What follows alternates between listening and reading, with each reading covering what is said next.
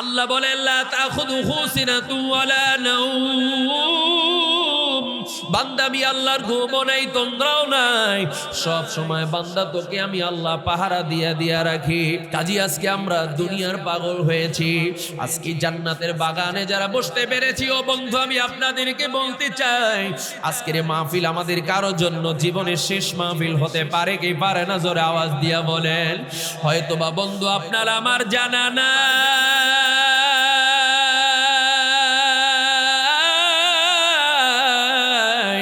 এমন হতে পারে আগামীকাল সকালবেলা অনেকের জন্য মাইকে অ্যালাউন্স হয়ে যাবে অমুকে আর দুনিয়াতে না, যার জন্য একবার খবর হয়ে যাবে নাই নাই নাই, আর কিন্তু কোনো দিন এই দুনিয়ায় ফিরে আসা সম্ভব হবে না। কাজী বন্ধু আমাদেরকে মনে রাখতে হবে, এমন হতে পারে ওই মসজিদের যে চারপাওয়ালা খাটিয়াটা অপেক্ষা করতেছে, হয়তোবা আপনার আমার বাসার সামনে এসে হাজির হয়ে যাবে, হয়তোবা আপনার আমার কারো জন্য বাজারে কাপড়ের দোকানে কাপড়ের কাপড় এসব বস্তু দেওয়া রয়েছে জানা নাই। এমন হতে পারে আগামীকাল সকালবেলা একজন আর একজনকে বলবে খবর শুনছো, গতকাল যে হুজুর বয়ান করছে সে নাকি আজকে আর দুনিয়ার মধ্যে নাই, যার জন্য একবার খবর হয়ে যাবে নাই নাই, আর কিন্তু কোনদিন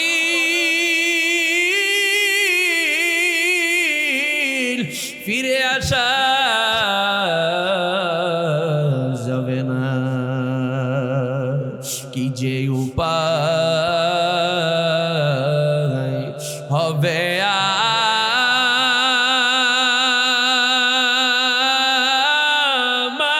আমার মরণে, কি যে উপায়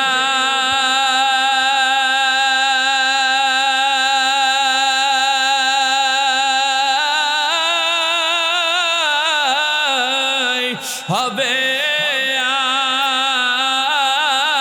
আমার মরণে, কেমনে থাকবো অন্ধকার কবরে, বন্ধু নাই রে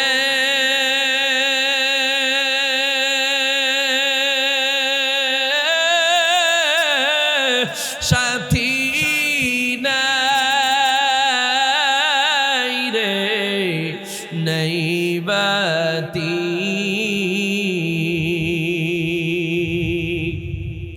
অন্ধকার কবরে হবে বসতি।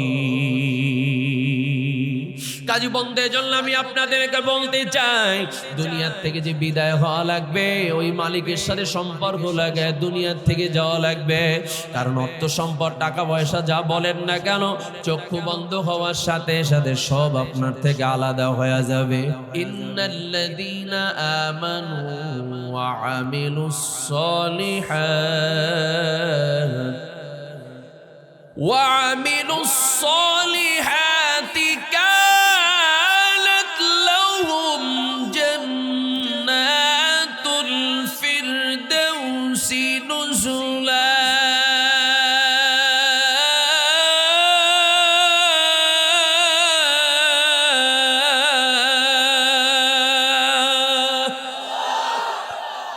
পিছনের ভাইরা জবান খুলে নাই, যে জমিনে বসেছেন সেই জমিনটা কার তাও অনেকে বলে নাই, যে আসমানের নিচে বসা আছেন সেই আসমানটা কার, এই গোটা পৃথিবীতে যা কিছু দেখি আর না দেখি সব কিছু সৃষ্টিকার।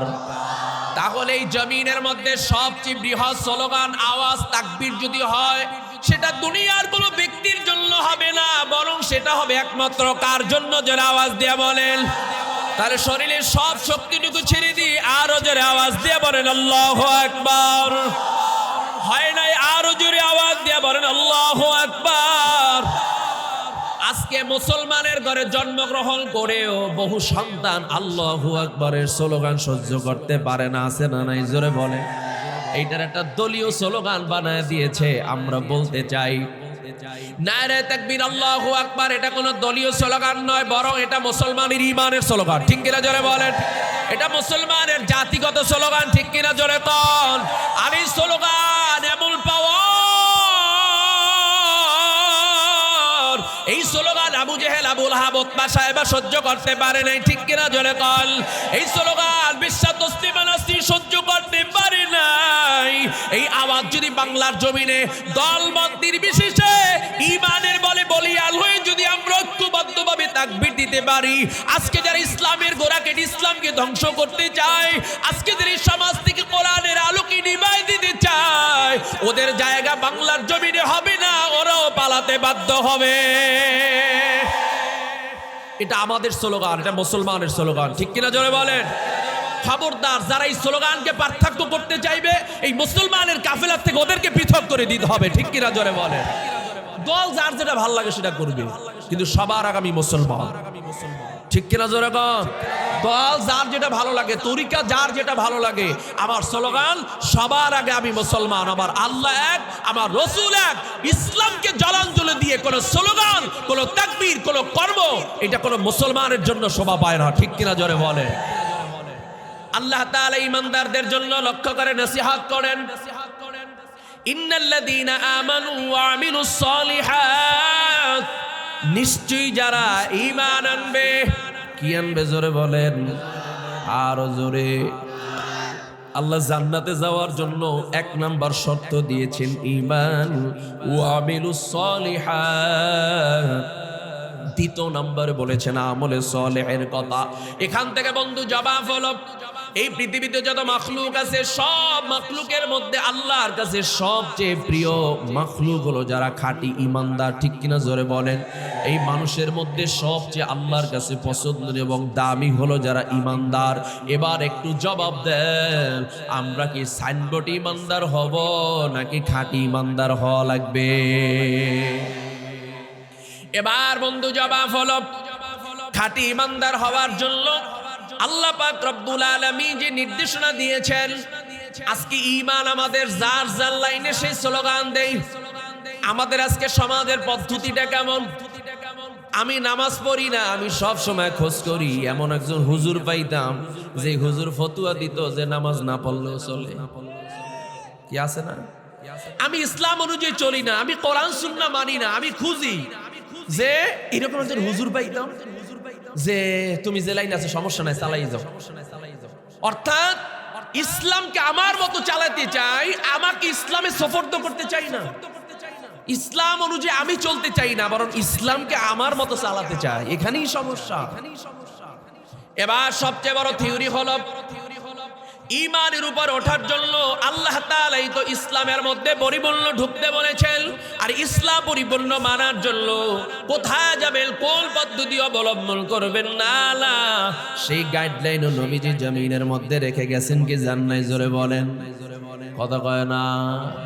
বিদায় হজের ভাষণে নবী আলাইহিস সালাম সাহাবীদেরকে সামনে নিয়ে বলেছিলেন, ও সাহাবীরা, টেনশন করার দরকার নাই, আমিও মৃত্যুবরণ করব, তোমরাও মৃত্যুবরণ করবে, সবাইকে একদিন মৃত্যুবরণ করা লাগবে, কেউ দুনিয়ার মধ্যে বাঁচতে পারবো না। তোমাদের জন্য 2টা বস্তু জমিনের মধ্যে রেখে গেলাম। তারাকতু ফীকুম আমরাইন লান তাদিল্লু মা তামাসসাকতুম বিহিমা কিতাবাল্লাহ ওয়া সুন্নাত রাসূলি। এই 2টা বস্তু জমিনের মধ্যে তোমাদের মাঝে রেখে গেলাম, যদি মজবুত করে আঁকড়ে ধরতে পারো আল্লাহর কোরআন এবং নবীর সুন্নাহ হাদিস, এই 2টা বস্তুকে যদি মজবুত করে ধরে রাখতে পারো, পথভ্রষ্ট হবে না, গোমরাহ হবে না, সিরাতাল মুস্তাকিমের রাস্তায় চলে জান্নাতে যাওয়া তোমাদের জন্য সহজ হয়ে যাবে। তাহলে পরিপূর্ণ ইসলামের মধ্যে ঢোকার জন্য মূল মাপকাঠি হলো, মূল থিওরি হলো কোরআন এবং সুন্নাহ। এর বাইরে কোনো থিওরি আছে নাকি? মূল থিওরি হলো কোরআন সুন্নাহ।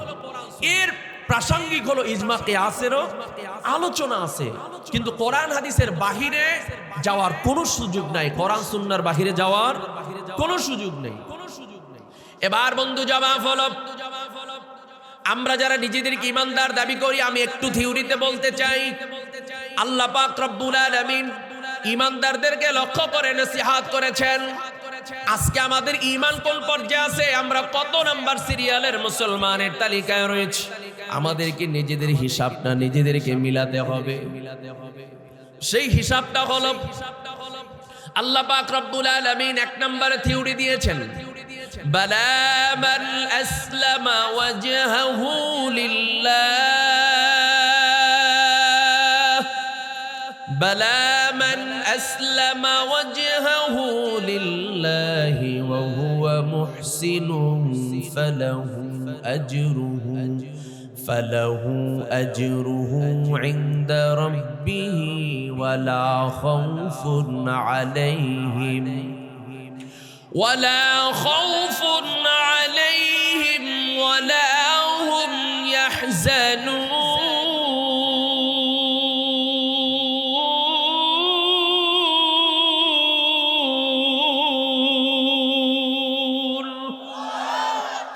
আল্লাহ পাক রব্বুল আলামিন এখানে এক নম্বর আমাদের যে নসিহত করেছেন, যে থিওরি দিয়েছেন, যেইখানে আমাদের সবচেয়ে বেশি সমস্যা, অর্থাৎ আমাদের জবানে কথা হয় একরকম, আমাদের কাজ হয় ভিন্ন রকম। এটা কোনো ইমানদারের আখলাক হতে পারে না, এটা কোনো মুমিনের স্লোগান হতে পারে না, ঠিক কিনা জোরে কন। সমাজের মধ্যে ইমানদারের কোনো অভাব নাই, নামাজ না পড়িয়া বলে জান্নাতে আমি যদি না যাই তাহলে এই গল্লির মধ্যে কে জান্নাতে যাবে সেটাও তো দেখবো, আমি জান্নাতের গেটের সামনে দাঁড়ায় থাকবো, আছেন এরকম। কিন্তু বর্মিয়া নামাজটা পড়েন না কেন? কয় বুঝো তো আমরা সমাজ নিয়ে কত টেনশন করি, জাতি নিয়ে কত খেদমত করি, কত না ব্যস্ত থাকি, এই জন্য নাইলে পড়তে পারি না। কত সমাজ নিয়ে টেনশনে থাকি, এই জন্য রোজাটা রাখতে পারি না।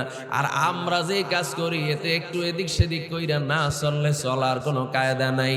তাহলে তোমার পাতিলার তলি তো ছিদ্র কোনো পুঁজি নাই, তারপরও হ্যাঁ কয় জান্নাতে আমি যদি না যাই কে যাবে জান্নাতে সেটা দেখা যাবে। এবার এক নাম্বার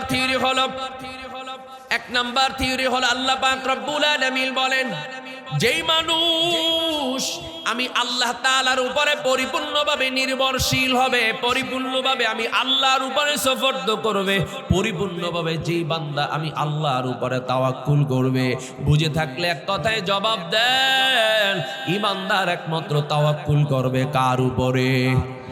হয় না শাহাদাত আঙ্গুল উঁচু করে বলেন তাওয়াক্কুল করবে কার উপরে? আর জোরে আওয়াজ দিয়ে বলেন কার উপরে? আল্লাহ তাআলা এক নম্বরে থিওরি দিয়েছেন। এবার আল্লাহর উপরে তাওয়াক্কুলটা আপনি কোন পদ্ধতিতে করবেন? এই তাওয়াক্কুলের সিস্টেম আমরা বুঝি না। নামাজে যখন জামাতে নামাজে যখন দাঁড়িয়ে যাই, অথবা যখন নামাজে যখন তেলাওয়াত করি সূরা ফাতিহার মধ্যে আল্লাহ তাআলার কাছে প্রতিনিয়ত আমরা বলে থাকি, ইয়াকা না'বুদু ওয়া ইয়াকা নাস্তাঈন, আমরা আপনারই ইবাদত করি, আপনার কাছেই সাহায্য চাই। বলি না আমরা? কিন্তু দেখবেন মসজিদ থেকে বের হওয়ার পরে টুপিটারে ভাঁজ কইরা একদম টিস্যু বানায় ফেলাইছে। কোন জায়গায় যে খুঁজবে জায়গায় খুঁজে পায় না। মসজিদ থেকে বের হইয়া এতক্ষণ জবানে যা বলছে তার সব উল্টা, আছে না নাই? এবার আল্লাহ পাক রব্বুল আলামিন বলেন, যারা আমি আল্লাহর উপরে পরিপূর্ণভাবে নির্ভরশীল হবে, এক নাম্বার জবাব, আশেপাশে বহু ব্যবসায়ী ভাইয়ারা রয়েছে, ব্যবসায়ীদের উদ্দেশ্যে বলতে চাই, বহু ব্যবসায়ী ভাইয়ারা আছে, একটু লক্ষ্য করে দেখবেন, সকালবেলা দোকানটা খোলার পর কেউ বা পানি ছিটায়, কেউ বা বিভিন্ন পদ্ধতি গ্রহণ করে, কেউ বা জাপ খোলার সময় দেখবেন চুমু দেয়, বহু রকম পদ্ধতি আছে। যে জিজ্ঞাসা করি, ও ব্যবসায়ী ভাই তুমি যে দোকান খুলছো সকালবেলা নামাজটা পড়ছো নি? জিজ্ঞাসা করে দেখবেন অধিকাংশ ফজরের নামাজ পড়ে নাই। আবার ব্যবসায় উন্নতির জন্য দেখবেন দোকানের ক্যাশ বাক্সের মধ্যে যেইখানে টাকা রাখে সেখানেও তাবিজ ঝুলানো আছে, গেটের সামনেও তাবিজ ঝুলানো আছে, পিছনেও তাবিজ ঝুলানো আছে। কেন? এটার কারণ কি? কয় এটা ঝুলাইলি আমার দোকানে খরিদ্দার বেশি আসবে। অথচ আমি আপনাদের কাছে জানতে চাই, রিজিকের মালিক কে? ঘুমায় গেছেন মনে আপনারা? কি পিছনের ভাড়া ঘুমায় গেছেন নাকি? একটু ইমানের জায়গা থেকে বলেন রিজিকের মালিক কে? তাহলে যেই আল্লাহ তাআলা তোমাকে রিজিক দিবে তার সাথেই তো সকালবেলা তোমার মুলাকাত হয় না। তুমি যতই তাবিজ ঝুলাও না কেন বরকত পাবে না, কারণ রিজিকের মালিক কে? এই যে অনেক ভাই আছে গাড়ি চালায়, অটো গাড়ি চালায়, এই যে ড্রাইভার ভাই যারা আছে দেখবেন সকালবেলা গাড়িটা যখন বের করার পর যখন উনি গাড়ি চালানোর জন্য যখন স্টিয়ারিং ধরে বসে যায় দেখবেন সেখানে হাত দিয়ে চুমু দেয়, সামনে টায়ার দইরা চুমু দেয়, আছে না নাই? কিন্তু আবার হাতের মধ্যে আঙ্গুল ফলও আছে না নাই? কথা কয় না? এই আঙ্গুল ফল চিনেননি আপনারা? এই আঙ্গুল ফলও হের কাছে আছে। আবার টায়ারে দেখবেন হাত দিয়ে চুমু দেয়, স্টিয়ারিং এ বসে দেখবেন সেখানে হাত দিয়ে চুমু দেয়, কিন্তু বান্দা ফজরের নামাজ পড়ে নাই। কথা কয় না?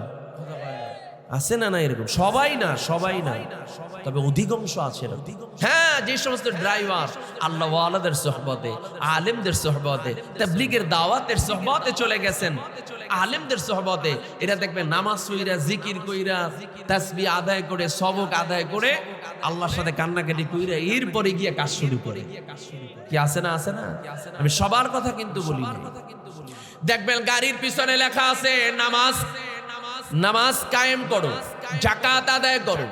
ড্রাইভারও নামাজ পড়ে না, কন্ট্রাক্টর নামাজ পড়ে না, হেল্পারও নামাজ পড়ে না। যদি কোনো যাত্রী বলে ভাই অক্ত হয়ে গেছে একটু সোলো করা যায় নাকি, দেখবেন মেজাজ গরম। নাই নাই, দেখবেন গাড়িগুলোর পিছনে চেক করে দেখবেন, হ্যাঁ লেখা আছে কত সুন্দর, নামাজ কায়েম করো আছে। মানে এটা ওনার জন্য না, এটা মানে আরেকজনের। মানে আমাদের সমাজে অন্যকে বয়ান দিতে এত বেশি পাকা, বয়ান নিজের জন্য না, বয়ান সব পাবলিকের জন্য, নিজে একটাও করবে না। ড্রাইভার নামাজ পড়ে না, হেল্পার পড়ে না, কন্ট্রাক্টর পড়ে না, কেউ পড়তে চাইলেও পড়তে দিতে চায় না। কি আছে না নাই? এসব মুখ্য বাজে, মুখ্য বুঝেন আপনারা? কেন? সময় নাই, সময় মতো যে গন্তব্যে পৌঁছাতে হবে। গন্তব্যে পৌঁছাবার মালিক কে?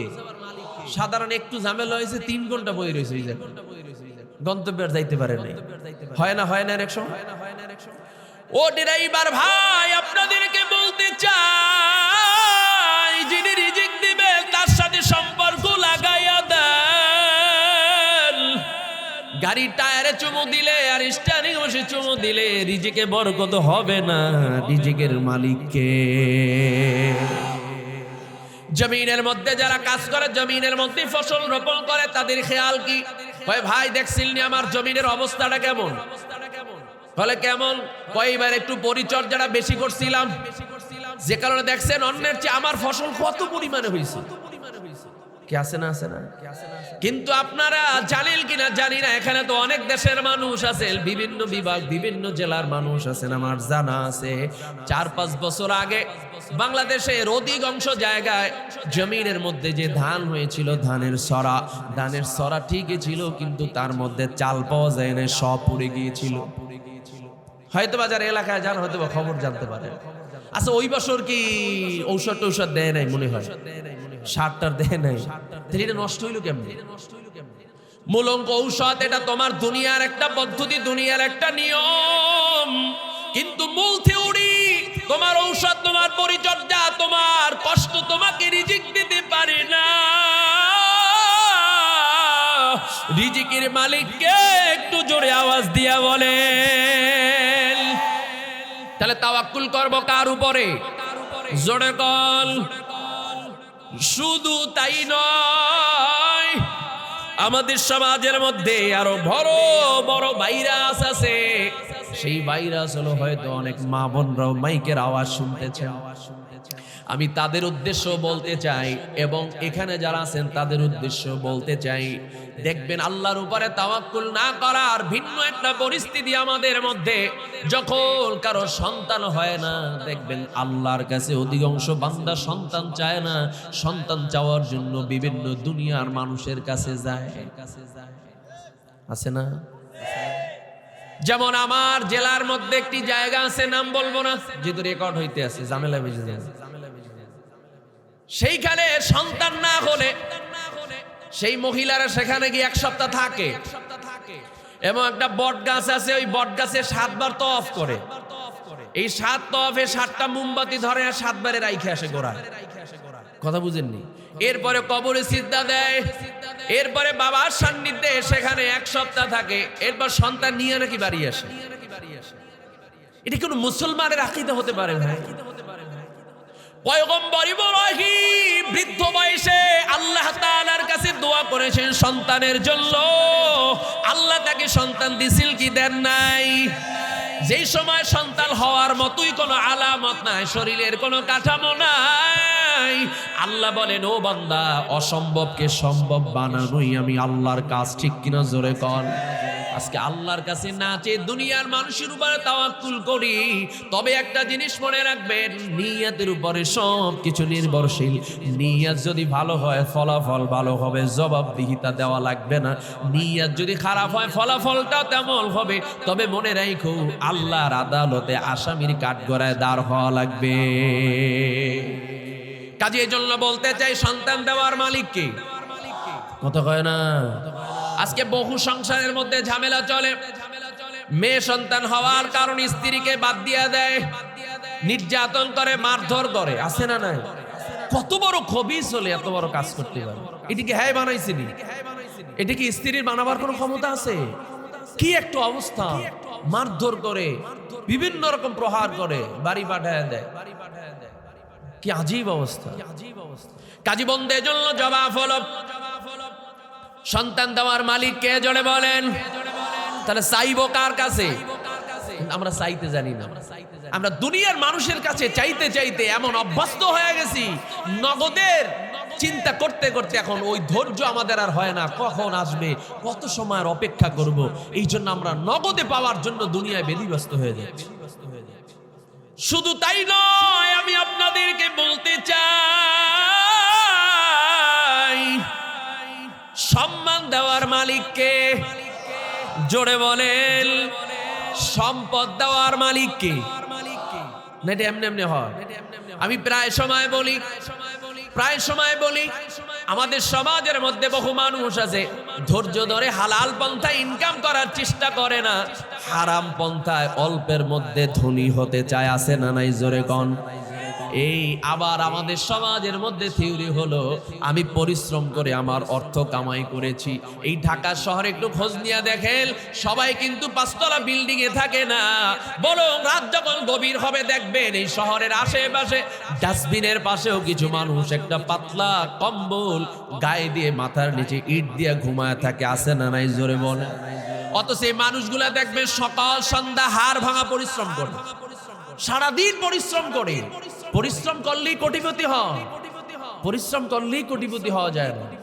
এই জন্য আল্লাহ পাক রব্বুল আলামিন নসিহত করেছেন, ইয়া আইয়ুহাল্লাযীনা আমানু লা তুলহিকুম আমওয়ালুকুম ওয়া আওলাদুকুম আন যিকিরিল্লাহ। আল্লাহ পাক রব্বুল আলামিন ঈমানদারকে লক্ষ্য করে বলেছেন,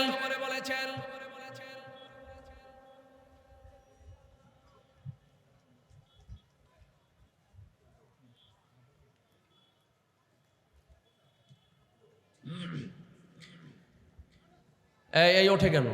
এই যে ফাঁকে বাগে দেখছেন? আমি জিজ্ঞেসি যে মোনাজাত অল্পের মধ্যে দিতে পারি কিনা, এইটা পরামর্শ নিয়েছি। আমরা তো হপালে স্যারের দেওয়ার জন্য কথা বলছি, আমরা ফাঁকে বাগে এটা হইল কিছু। কি কন? হ্যাঁ,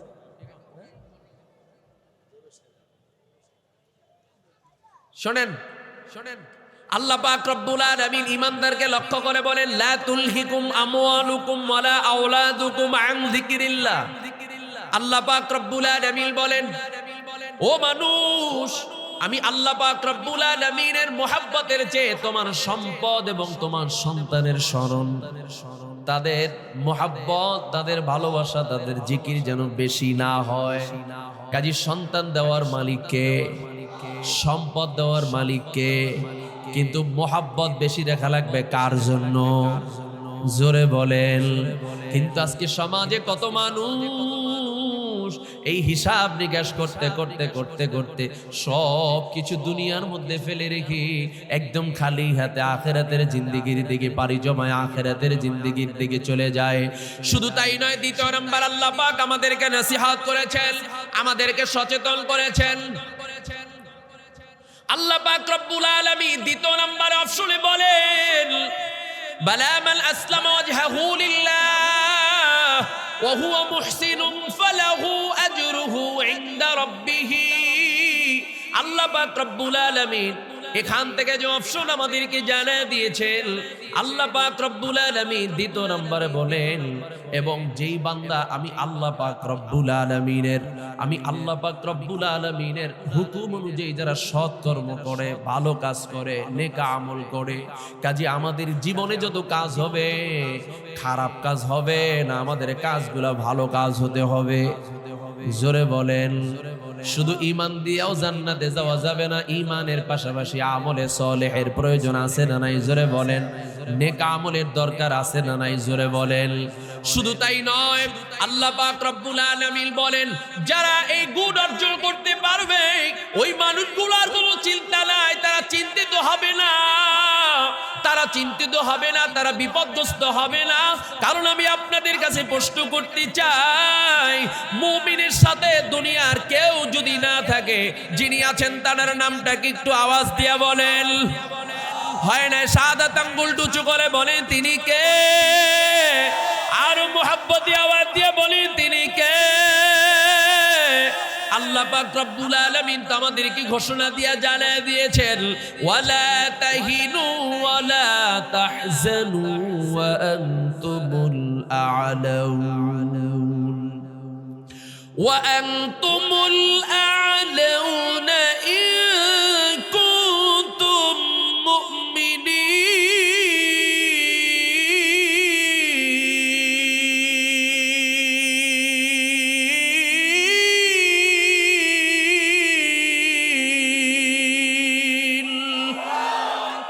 আল্লাহ পাক রব্বুল আলামিন ঘোষণা দিয়েছেন, মুমিনের চিন্তার কোনো কারণ নাই। মুমিনের ইহকালীন জিন্দেগি এবং পরকালীন জিন্দেগিতে আমার আল্লাহই তাদের জন্য যথেষ্ট। কিন্তু আমরা আল্লাহ তাআলার থেকে মুখ ফিরিয়ে যখন দুনিয়ার মুখোমুখি হয়ে গেছি, তখনই কিন্তু বান্দা পথে পথে ধাপে ধাপে বান্দা বিপদগ্রস্ত হতে থাকবে। কাজে আল্লাহ তাআলা বলেন, তোমরাই সফলতা অর্জন করবে, তোমরাই বিজয় অর্জন করবে যদি তোমরা মুমিন হও। কি হও? জোরে বলেন। তাহলে আমাদের মুমিন হওয়ার দরকার আছে না নাই? জোরে বলেন। শুধু তাই নয়, আমি আপনাদের কাছে বলতে চাই, এখানে বহু বংশের মানুষ বসা আছেন, বহু পরিচিত মানুষ, বহু বংশের মানুষ এখানে বসা আছেন, কিন্তু তার পাশাপাশি আমাদের মূল একটা পরিচয় আছে, আমরা সব হলাম গোলামের বংশধর। ঠিক কিনা? জোরে কর। অনেকে কথা কয় নাই। আমরা কি বংশধর? জোরে কন। সব হলাম গোলামের বংশধর। গোলাম পরিচয় দিতে আপনাদের লজ্জা লাগে নাকি? কথা কয় না। আমরা দুনিয়ার কোন মানুষের গোলাম না, বরং কার গোলাম? জোরে কন। আল্লাহ পাক রব্বুল আলামিন এই যে পরিচয় আমাদেরকে দিয়েছেন, গোলামের পরিচয় যদি আমরা অর্জন করি, দুনিয়ার থেকে বিদায় হতে পারি। গোলামের পরিচয় নিয়ে যদি জমিন থেকে আমরা বিদায় হতে পারি, আখিরাতের জিন্দেগিতে যারা আল্লাহর গোলাম হবে তাদের কোনো চিন্তা নাই, তাদের কোনো টেনশন নাই। কিন্তু আজকে দুনিয়ার মধ্যে যারা আমরা আছি, অধিকাংশ মানুষ মানুষের গোলামি করতে করতে আল্লাহ তাআলার চিন্তা আমাদের মেজাজ থেকে চলে যাওয়ার কারণে আল্লাহর পক্ষ থেকে আমাদের উপরে কোনো সাহায্যও আসে না, কোনো সহযোগিতাও আসে না। ঠিক কিনা? জোরে কর। কাজী বন্ধু, এজন্য ঈমানের উপর ইস্তেকামত থাকার দরকার আছে না নাই? জোরে কর। আল্লাহর গোলাম হওয়ার দরকার আছে না নাই? আল্লাহ তাআলার গোলামি করার দরকার আছে না নাই? ও উপস্থিত মানুষ, আমি আপনাদেরকে বলতে চাই, এই জমিনের মধ্যে আমরা মনে করি দুনিয়া যা করছি, দুনিয়া সব শেষ হয়ে গেছে, কিন্তু মানুষের শেষ হওয়ার মতো কিছুই নাই। আমরা মনে করি আমাদের এই জীবন মনে হয় মৃত্যুর পরে এখানেই শেষ, কিন্তু না না, মানুষের শেষ হওয়ার মতো কিছু নাই। বরং আমার দুনিয়ার ব্যবসা বলেন, আমার দুনিয়ার চাকরি বলেন, আমার দুনিয়ার ক্ষেত খামারে কাজ বলেন, আমার দুনিয়ার প্রতিটা কর্মের হিসাব নিকাশ আখিরাতের জিন্দেগিতে আছে না নাই? যে আমি 3 দিন ব্যবসা করেছি এরপরে আর করি নাই, আমি 10 দিন চাকরি করেছি এরপরে আর করি নাই। মানুষের শেষ হওয়ার মতো কিছু নাই। এই 3 দিন যে তুমি ব্যবসা করেছো, হালাল পন্থায় করেছো না হারাম পন্থায় করেছো, জবাব দেওয়া লাগবে কি লাগবে না? শুধু তাই নয়, আমাদের এই যে শরীর, এই যে বডি স্ট্রাকচার আছে, এর মধ্যে আর একটা বস্তু আছে, তার নাম কি? রূহ। রূহ, যেটার জন্য কথা বলি। 2 বস্তু মিলে বডি আর একটা কি? রূহ। আপনি মনে করেছেন মৃত্যু হয়ে গেছে, সব এলোমেলো হয়ে গেছে। না না, কিছুই এলোমেলো হয় নাই। বরং হয়তোবা আপনার এই যে বডি স্ট্রাকচারটা আছে, এটা হয়তোবা মাটি খেতেও পারে, অথবা আল্লাহর হুকুম এটা কিয়ামত পর্যন্ত একই অবস্থায় থাকতে পারে। এটা মাত্র আল্লাহর একটা কুদরত। কি আছে না অনেক জায়গায় এরকম, মৃত্যুর 1 বছর 2 বছর 3 বছর 5 বছর পর, 10 বছর 20 বছর 30 বছর পরেও কাপড়ের কাপড় সহ তাজা লাশ পাওয়া গেছে, এমন নজির বাংলাদেশে আছে না নাই? কিন্তু এটা অনেকে বিশ্বাস করতে চায় না। তাদের থিওরি হলো এইটা নষ্ট হয় না, এটা তার ব্যক্তিগত কোনো আমলের কারণ না, এটার মূল কারণ হলো তার শরীরে হরমোন বেশি থাকার কারণে মাটি তাকে নষ্ট করে না। আমাদের সমাজের মধ্যে বুদ্ধিজীবী নামে কিছু বুদ্ধি প্রতিবন্ধী আছে। বুঝেননি? মানে কি যে বোঝে না, হ্যাঁ বোঝে না, যে কি যে বোঝে না, এটা যে কবে বুঝাইয়া সেটাও বোঝে না। আচ্ছা, আমার কথার একটু বুঝেন আপনি। বুঝলাম আমার শরীরে হরমোন বেশি থাকার কারণে মাটি আমার শরীর নষ্ট করে নাই, কিন্তু যেই কাপড় দিয়ে আমাকে প্যাকেট করা হলো, ওইটা কি হরমোন আছে বলেন? কথা কয় না। কাপড়ের মধ্যে হরমোন আছে, যেখানে লোহাকে পর্যন্ত মাটি নষ্ট করে দেয়, সেখানে একটা কাপড় নষ্ট করতে পারলো না। কাজে এখান থেকে জবাব হলো হরমোনের কোনো ক্ষমতা নাই। বরং এই 10 বছর 20 বছর 30 বছর পরেও কাপড়ের কাপড় সহ তাজা লাশ, এইটা রাখার মূল থিওরি, মূল ক্ষমতা একজনের, তার নামটা কি আওয়াজ দিয়া বলেন? এটা আল্লাহ তাআলা কুদরত দেখায়। আল্লাহ পাক রব্বুল আলামিন বান্দাকে দেখায়, ও বান্দা, আমি চাইলে মাটির সাথে মিলাইয়াও দিতে পারি, আমি আল্লাহ চাইলে অক্ষত অবস্থায় বছরের পর বছরে রাখতে পারি। যেমন আমার আব্বা জান রহমাতুল্লাহি আলাইহি একজন আল্লাহওয়ালা মানুষ ছিলেন। তিনি চরমনের মাহফিলে বসে ইন্তেকাল করেছিলেন। এই যে গত ফাল্গুনের আগের ফাল্গুনে শুক্রবার সকালবেলা চরমনের ময়দানে বসে ইন্তেকাল করেছিলেন। আল্লাহর বান্দা ইন্তেকাল করার পর প্রায় 2.5 মাস পরে হঠাৎ করে, আপনারা জানেন গত বছরে একটি পানি বন্যা হয়েছিল, প্রচুর পরিমাণে দক্ষিণ অঞ্চলে পানি বন্যা হয়েছিল। সেই পানি বন্যায় যখন এলাকার সব পানি নিচে চলে গেছে, অনেক উঁচায় পানি উঠছিল, ওই সময় যখন কবর ভেঙে গেল, কবর মেরামত করার জন্য যখন কবরের কিনারায় গেলাম, আল্লাহর কসম করে বলি তাকায় দেখি যেইভাবে কবরের মধ্যে রাখছি, একই অবস্থায় কবরের মধ্যে আল্লাহর বান্দার লাশ পড়ে রয়েছে। এরকম হাজারো প্রমাণ এই বাংলাদেশে আছে না নাই? জোরে বলেন। তবে এখান থেকে বিশ্বাস হলো, যত মানুষের লাশ পাওয়া গেছে, জাকিরিন নামাজি আল্লাহওয়ালা ছাড়া একজনও পাওয়া যায় নাই। কোন সুদখোর, কোন ঘুষখোরের লাশ তাজা পাওয়া যায় নাই। ঠিক কিনা জোরে বলেন। অনেকে থিওরি দেয় ফেরাউনের লগে, ফেরাউনের সাথে থিওরি দেয়, তাহলে ফেরাউনের নষ্ট করলো না কেন? আরে মিয়া, তাহলে আমার তো যুক্তি আছে, ফেরাউন খোদা দাবি করছে, তাহলে উনি কি খোদা দাবি করছে কিনা সেটা বলেন। ও তো খোদা দাবি করার কারণে আল্লাহ ওর মাধ্যমে কিয়ামত পর্যন্ত মানুষকে শিক্ষা দেওয়ার জন্য পোকা মাকড় মাটি সবার জন্য ওর বডিকে হারাম করেছেন, যে ওরে সিজা বানায় রাখবো, এরকম ভাবে শুটকি বানায় রাখবো, যাতে কিয়ামত পর্যন্ত মানুষ দেখা এই আচরণ যারা করবে তারা যেন শিক্ষা গ্রহণ করতে পারে, যদি আলাদা কোনো কারণ না। এজন্য বন্ধু জবাব হলো আল্লাহ পাক রব্বুল আলামিন বলেন, অসম্ভবকে সম্ভব বানানোই আমি আল্লাহ তাআলার কাজ। এই জন্য আমি আপনাদেরকে বলতে চাই, এই দুনিয়ার মধ্যে কয়দিন বাঁচবো আমারও জানা নাই, আপনাদেরও জানা নাই। এই দুনিয়া আজকে চলতেছি, আজকে দুনিয়ার মানুষকে আমি আপন মনে করতেছি। আমার সম্পদ আমার আপন, আমার বিপদে কাজে লাগবে।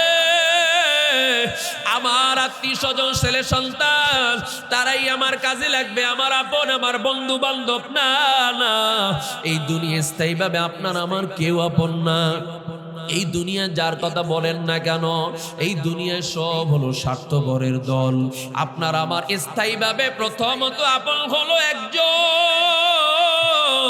তার নামটাকে একটু জবান খুলে আওয়াজ দিয়ে বলেন কে? শাহাদাত আঙ্গুল উঁচু করে বলেন কে? আরো জোরে আওয়াজ দিয়ে বলেন কে? আল্লাহ বলেন লা তাখুযুহু সিনাতুন ওয়ালা নাওম। বান্দা, আমি আল্লাহর ঘুমও নাই, তন্দ্রাও নাই, সব সময় বান্দা তোকে আমি আল্লাহ পাহারা দিয়া রাখি। কাজী আজকে আমরা দুনিয়ার পাগল হয়েছি, আজকে জান্নাতের বাগানে যারা বসতে পেরেছি, ও বন্ধু আমি আপনাদেরকে বলতে চাই, আজকের মাহফিল আমাদের কারোর জন্য জীবনের শেষ মাহফিল হতে পারে কি পারে না? জোরে আওয়াজ দিয়া বলেন। হয়তোবা বন্ধু আপনার আমার জানা না,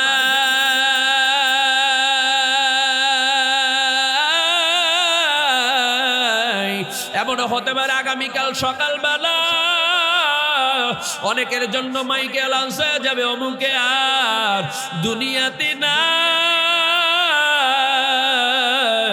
যার জন্য একবার খবর হয়ে যাবে নাই নাই নাই, আর কিন্তু কোনো দিন এই দুনিয়ায় ফিরে আসা সম্ভব হবে না।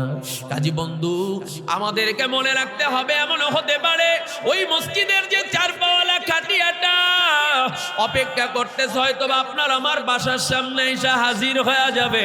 হয়তোবা আপনার আমার কারো জন্য বাজারে কাপড়ের দোকানে কাপড়ের কাপড় এসে বস্তু দেওয়া রয়েছে, জানা নাই।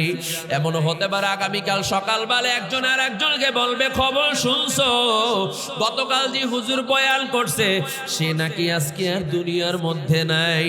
যার জন্য একবার খবর হয়ে যাবে নাই নাই, আর কিন্তু কোনদিন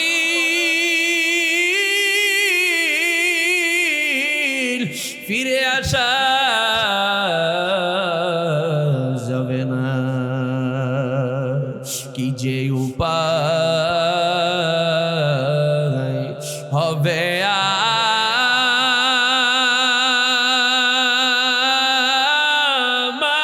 আমার মরণে, কি যে উপায়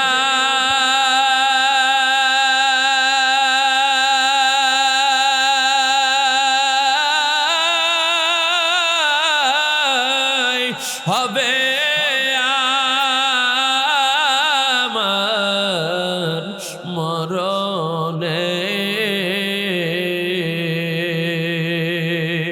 কেমনে থাকবো অন্ধকার কবরে, বন্ধু নাই রে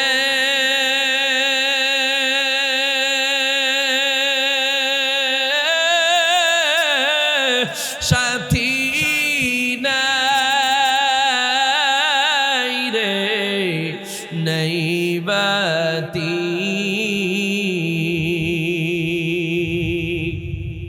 অন্ধকার কবরে হবে বসতি।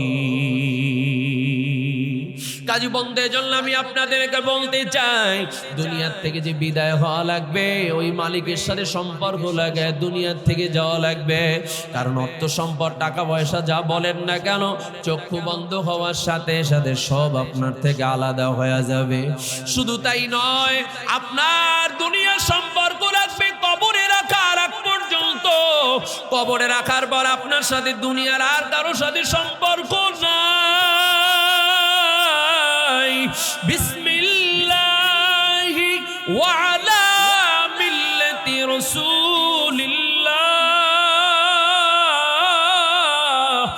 আল্লাহর নামে আল্লাহ রসুলের মিল্লাতে কবরের মধ্যে রাইখে আসবে, আর কেউ খবর নিতেও পারবে না, কারোর সাথে আর কোনো যোগাযোগ করার কোনো সুযোগ নাই।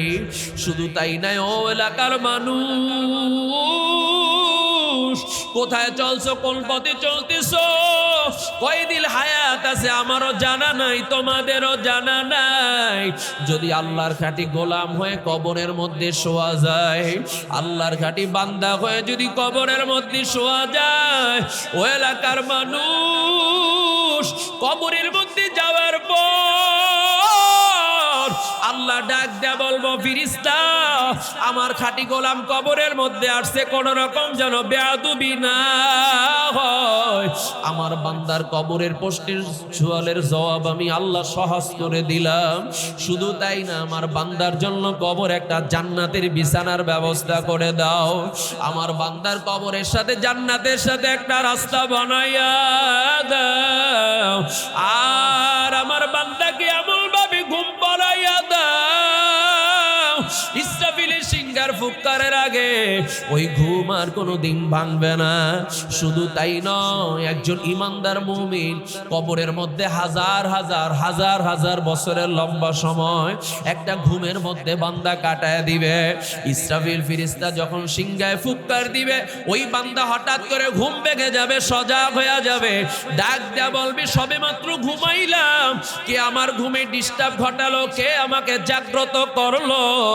ফেরেশতা ডাক দেয়া বলবে, ও বান্দা, তুমি সবে মাত্র ঘুমাও নাই, তোমার ঘুমের বয়স হয়েছে হাজার হাজার বছর।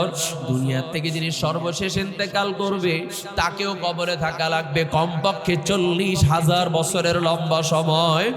আর ইমানদার মুমিনকে আমার আল্লাহ তাআলা ওখান থেকে জাগ্রত করার পর আল্লাহ তাআলা সম্মানের সাথে হাসরের ময়দানে উপস্থিত করে দিবে।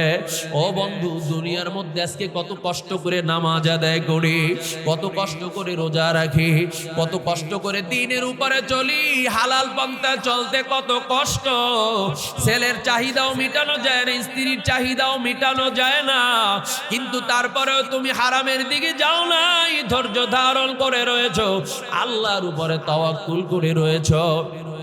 এই প্রচন্ড শীতের মধ্যেও কত মানুষ এলাকার মধ্যে আছে, মুরব্বী মানুষ কষ্ট করে তারপরেও নামাজের মুসাল্লায় গিয়া দাঁড়ায় যায়, আর সকাল সন্ধ্যা মাওলার জিকির করে, যেখানে যায় সেখানে আল্লাহ তাআলাকে খোঁজ করে, আল্লাহকে দেখার জন্য তালাশ করে।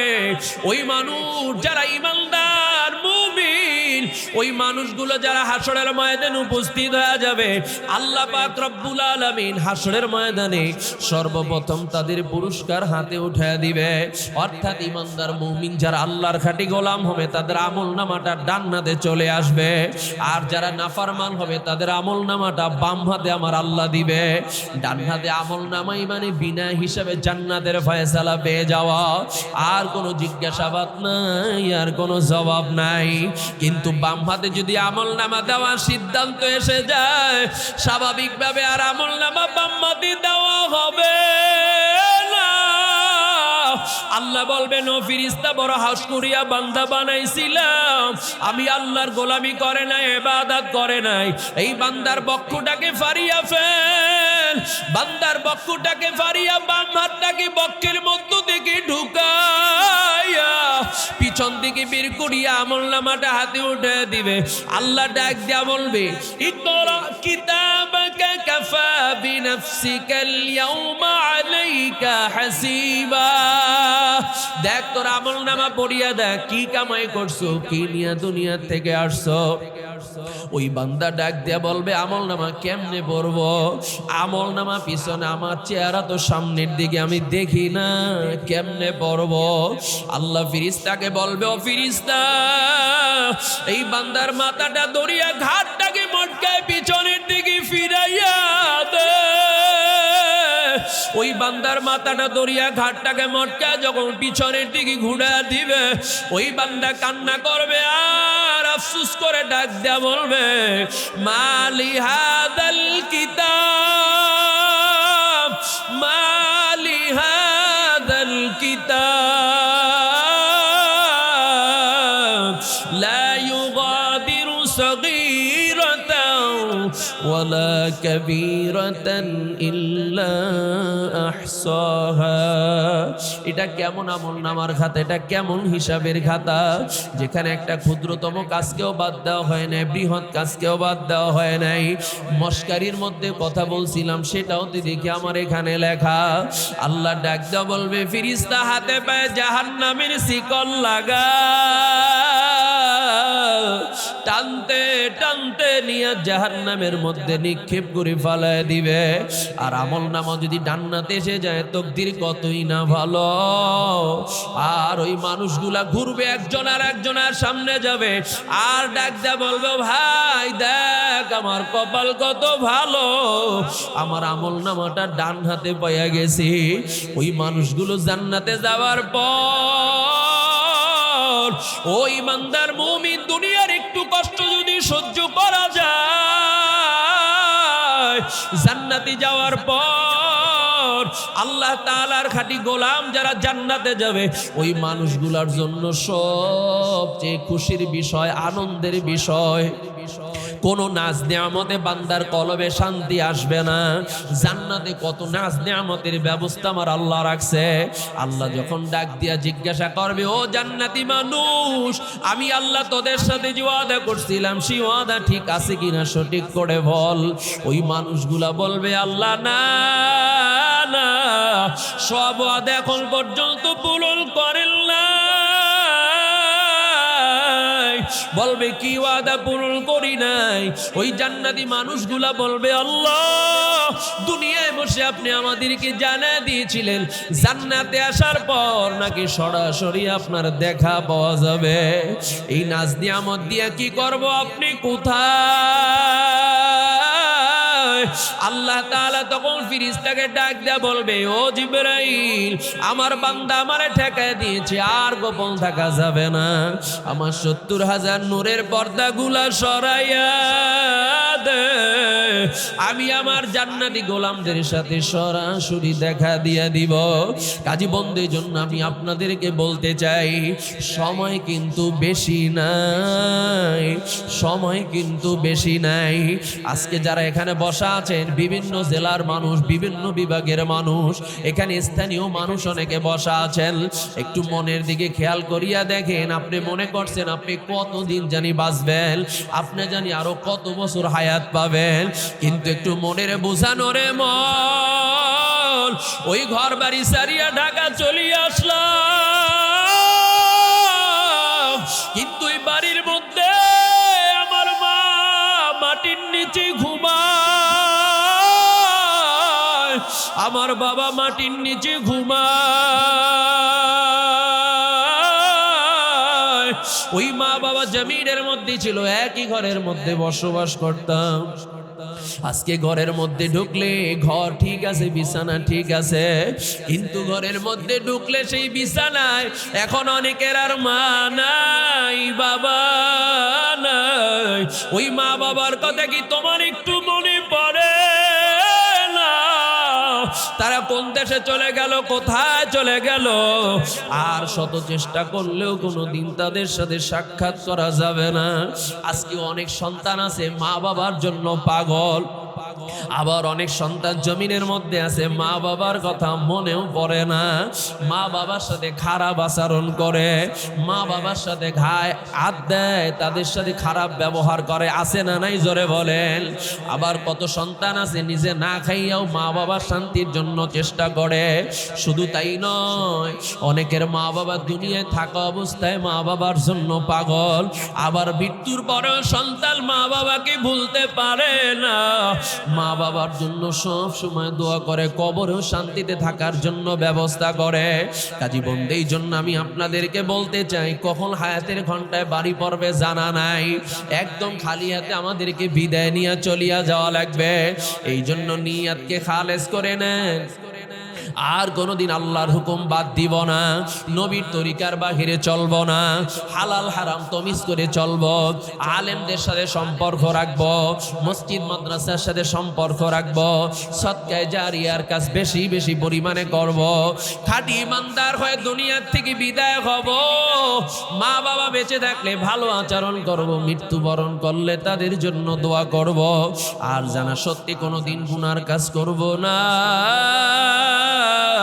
এমন নিয়ত যদি অন্তরে থাকে, আল্লাহর ভালোবাসা মুহাব্বত যদি অন্তরে জায়গা না, নিয়ত যদি পরিশুদ্ধ থাকে, ওই আল্লাহকে রাজি এবং খুশি করার জন্য দুইটা হাত আমার আল্লাহর জায়গায় দেখায়া দেন।